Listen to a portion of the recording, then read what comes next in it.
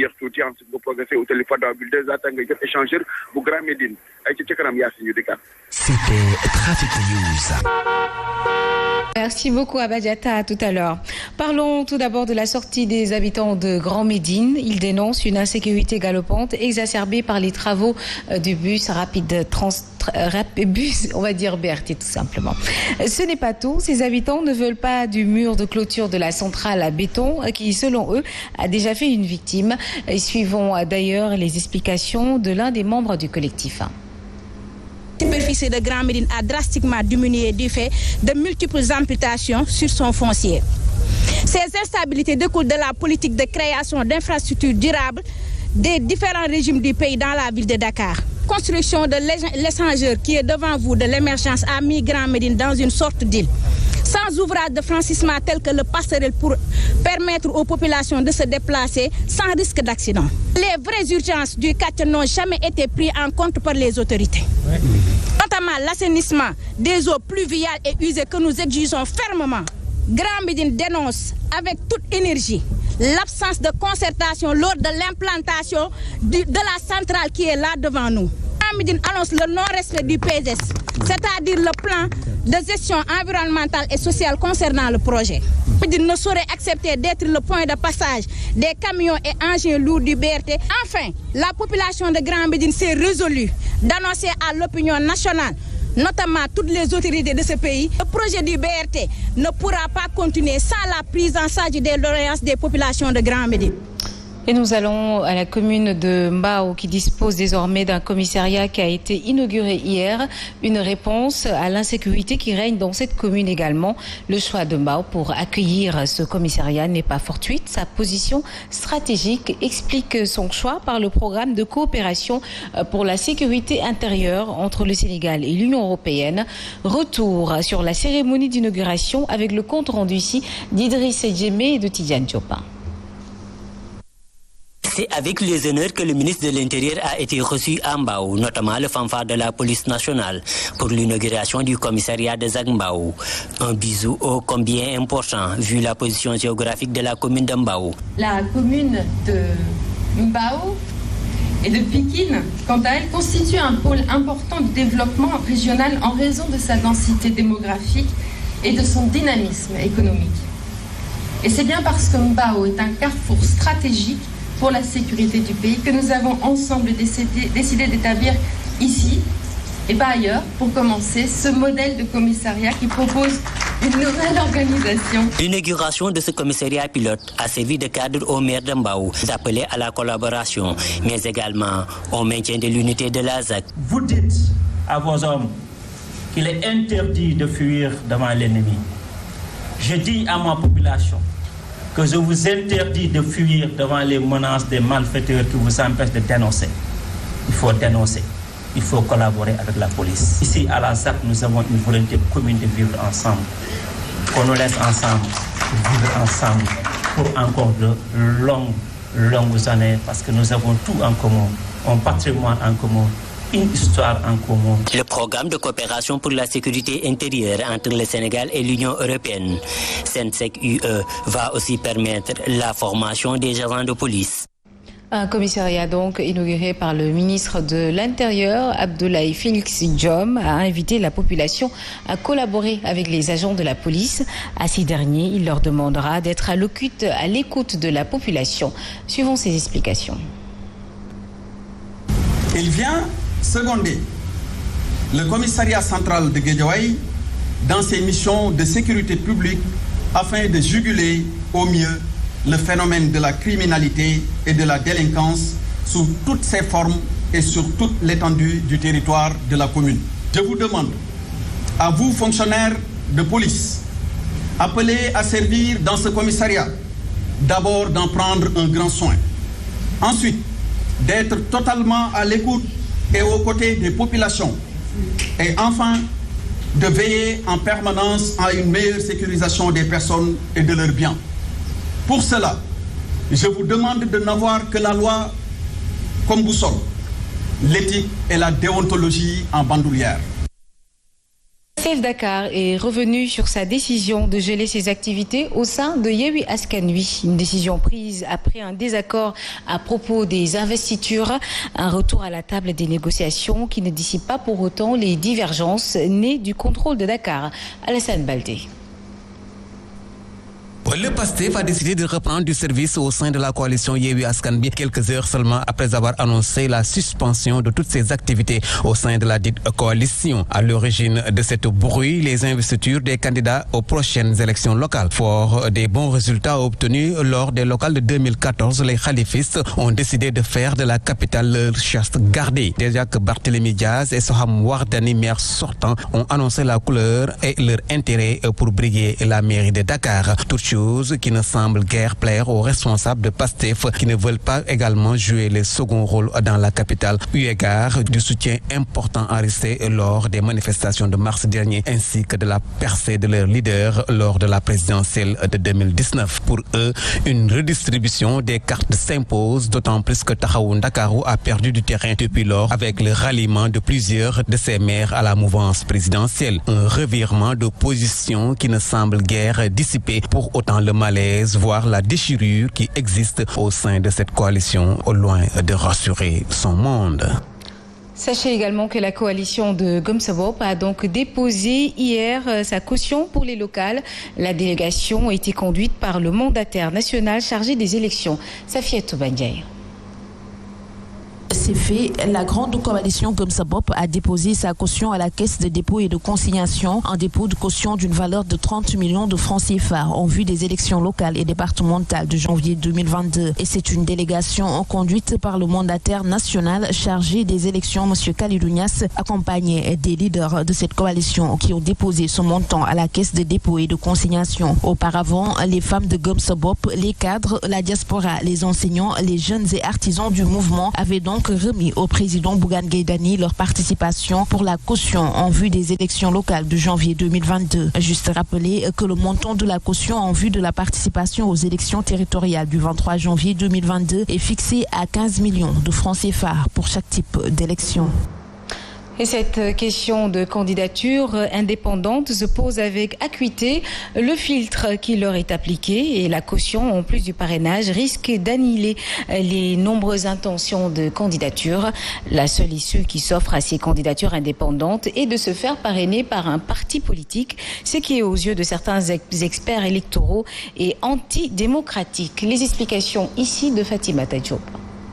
Dirigeons-nous vers la disparition des candidats indépendants au Sénégal. Entre parrainage et caution, les candidatures indépendantes sont souvent confrontées à un problème d'argent. Le montant de la caution est exorbitant. Selon certains, 15 millions n'arrangent pas la plupart d'entre eux. Souvent, ils sont obligés de se coaliser pour s'en sortir. Et si l'on se fie au barème et sur l'article L296 et L44 du Code électoral, ils représentent 2% de l'électorat de chaque ville et 1% au moins de ce nombre dans chacune des communes. À Dakar, les 2% de l'électorat sont établis à hauteur de 13 584 électeurs, alors que la moitié des communes est au nombre de 10. À Guédiawaye, il faut au moins 1% de 3 921 pour une moitié des communes établies à 3. Pikine est à 7 558 électeurs, alors que la moitié des communes est établie à 6. Rufisque requiert, elle, 2343 électeurs, dont 1% dans 2 communes. Pour rappel, les élections locales sont prévues en janvier 2022 et c'est 46 départements et près de 500 communes qui seront en jeu, dont la nouveauté et la modification du mode de suffrage. La grande coalition Wallou-Sénégal a investi Mame Diarra Fam pour briguer la mairie de Guinaw Rails Nord. Selon la députée libérale, les autorités locales qui ont dirigé la commune ont fini de montrer leurs limites. Elles comptent s'investir donc pleinement pour sortir Guinaw Rails Nord des ténèbres. D'ailleurs, elle promet de jeter l'éponge si elle n'arrive pas à un changement radical du visage de Guinaw Rails après 3 ans à la tête de la municipalité. L'honorable député Mame Diarra Fam, que je vous propose d'écouter ici. Guinaw Rails, rien ne marche. Guinaw Rails, l'insalubrité, l'éclairage ne marche pas. L'unique école que dispose Guinaw Rails Nord est dans les mains d'une entreprise. Ça fait maintenant 2 ans. Les écoliers de Guinaw Rails sont dans des abris provisoires. Nous avons construit et mis sur pied un programme pour Guinaw Rails Nord, pensé avec des experts internationaux. C'est notre sacerdoce de mettre Guinaw Rail Nord sur la rampe de l'unique et la vraie émergence. Donc, nous vous déclarons ici et aujourd'hui, après 3 ans passés à la mairie, et nous n'avons pas apporté des modifications notoires à cette mairie, nous organiserons des élections partielles. Nous saurons que notre mission a été vouée à l'échec. Benno Bokk Yakaar également à Mbacké. Le LDR ISL de Modou Diagne Fada attire l'attention du chef de la coalition sur le profil qui serait désigné pour conduire la liste au local. Il estime que les éternels perdants de tous de l'APR devraient céder la place aux alliés qui vraisemblablement feront mieux que. Un reportage d'Abdoulaye Diagne et Ousmane Diouf. Les investitures des locales à Mbacké sont source de polémique. Dans le Benno Bokk Yakaar, c'est le grincement de dents. Nous avons toujours accepté qu'ils soient devant les Républicains, mais l'histoire a montré qu'ils ne peuvent pas porter haut le drapeau de Benno Bokk Yakaar. Aujourd'hui, la logique voudrait qu'ils reculent pour céder la place aux alliés. Cependant, il est candidat à la candidature. Ceux qui sont investis passent tout leur temps à nourrir des querelles au sein de la coalition. Pour cet effet, ils tirent la sonnette d'alarme. Depuis qu'il est à la tête du pays, il ne cesse de perdre Mbacké. Ses hôtes seront plus compliqués. S'il ne fait pas attention, il risque de vivre le même syndrome. Par conséquent, à Mbacké, le Benno Bokk Yakaar risque d'aller au local en rang dispersé. L'actualité, c'est aussi les mésententes plutôt dans la mouvance présidentielle qui sont inévitables lors des prochaines élections locales, municipales et départementales qui pointent à l'horizon. Rien que dans la commune rurale de Thiel, située dans le département de Linguère, 5 candidats sont en lice pour conquérir le fauteuil municipal de cette localité. La jeunesse qui a déjà porté son choix menace de boycotter ou tout simplement de sanctionner si jamais le président Macky Sall essaie de l'imposer à un candidat vomi par les populations. Pour éviter même la déception, certains maires de Benno Bokk Yakaar ont déjà orchestré un plan B en négociant avec l'opposition bien assise. Un reportage de Massingaï.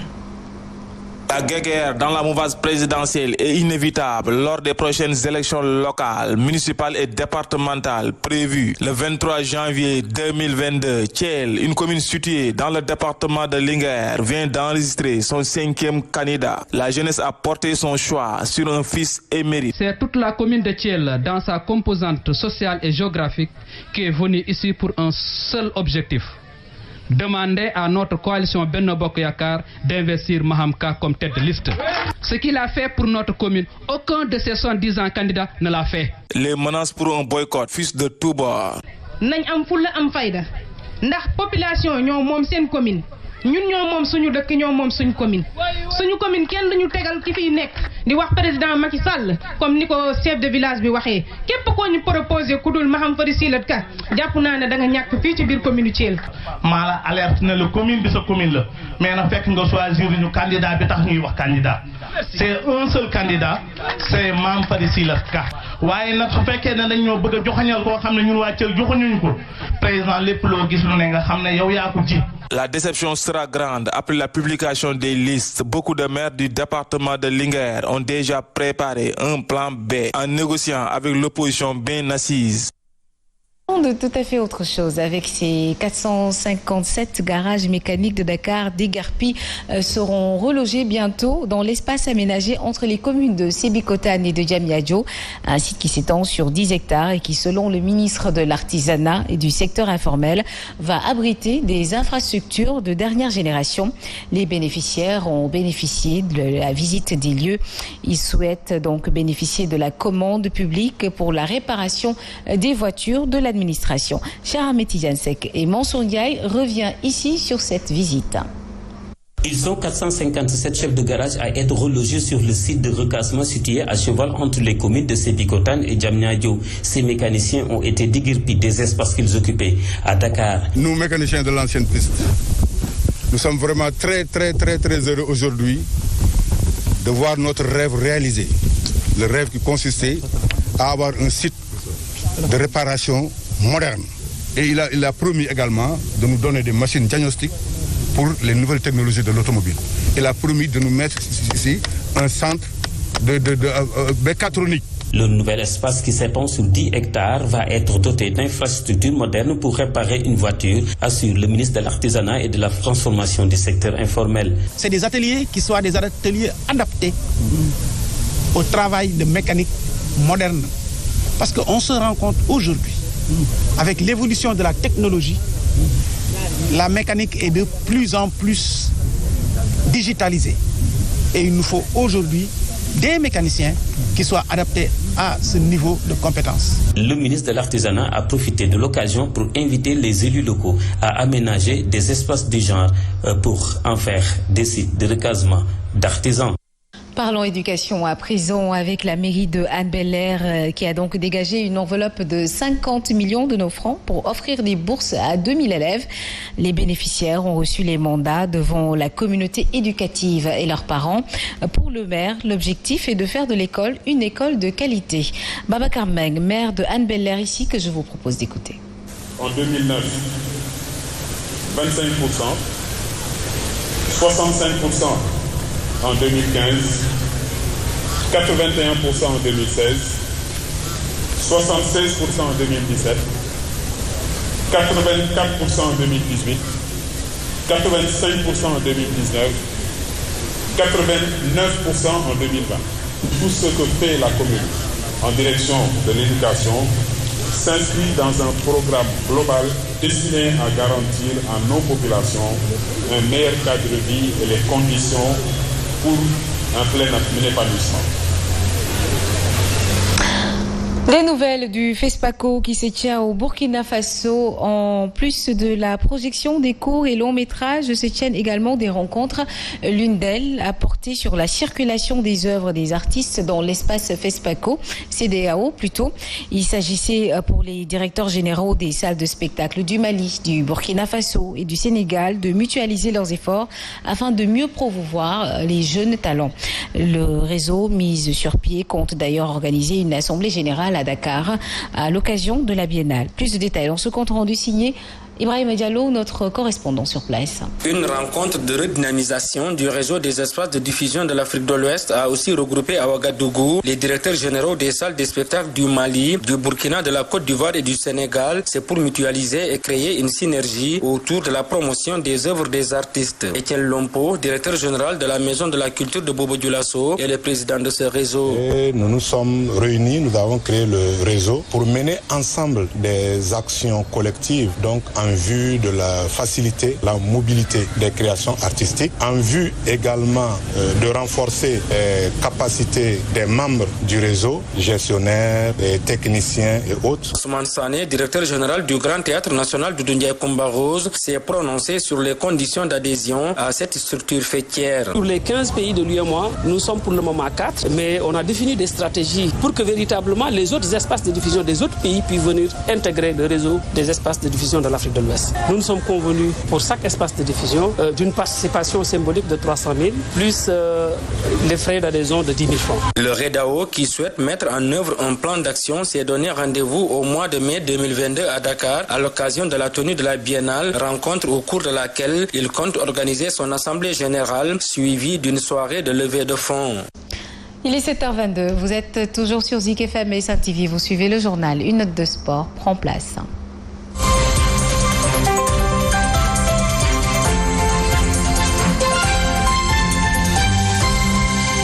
Et c'est l'affaire de Pape Tambou. Juma Moubarak à vous. Un plaisir de vous retrouver ce matin. C'est un plaisir de partager comme tous les matins, Yacine. Juma Moubarak à vous et à tous les téléspectateurs donc, de la Saint TV. Et auditeurs de la Zik FM, effectivement. C'est bien, les chaînes leaders.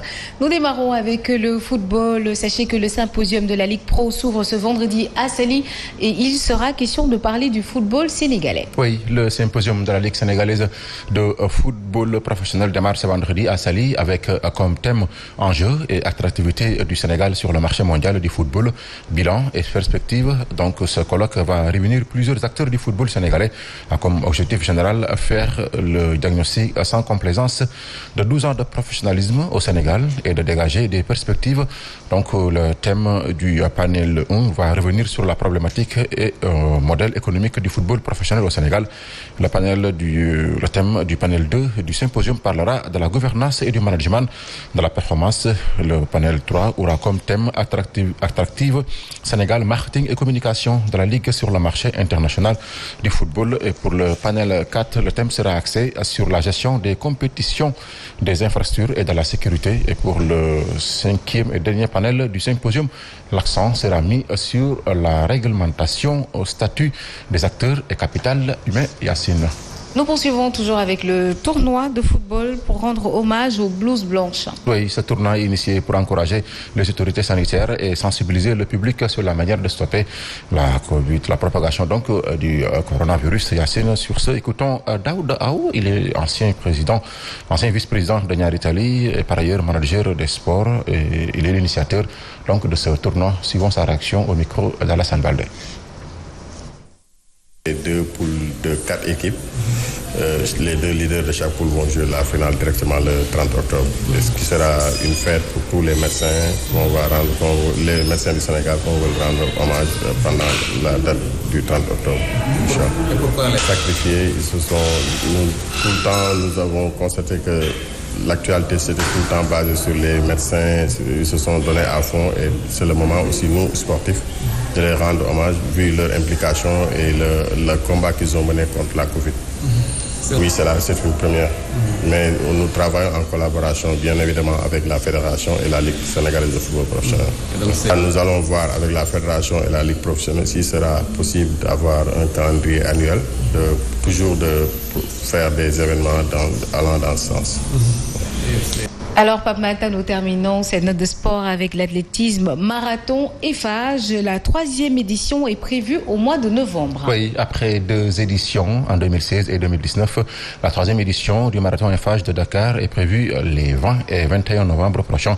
Un événement international à la fois sportif, culturel, citoyen et social, selon le ministre des Sports Matar Ba. Toutefois, il soutient que ce marathon permettra à relever l'athlétisme sénégalais. Suivons la réaction du ministre des Sports Matar Ba.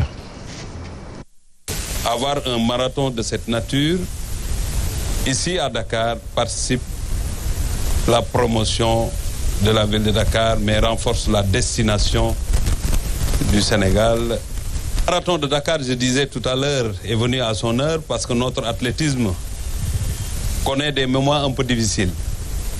Heureusement, on a une belle équipe, le colonel Sarawali et l'ensemble de ses collaborateurs. Nous sommes en train de faire des pas pour relever un peu notre athlétisme.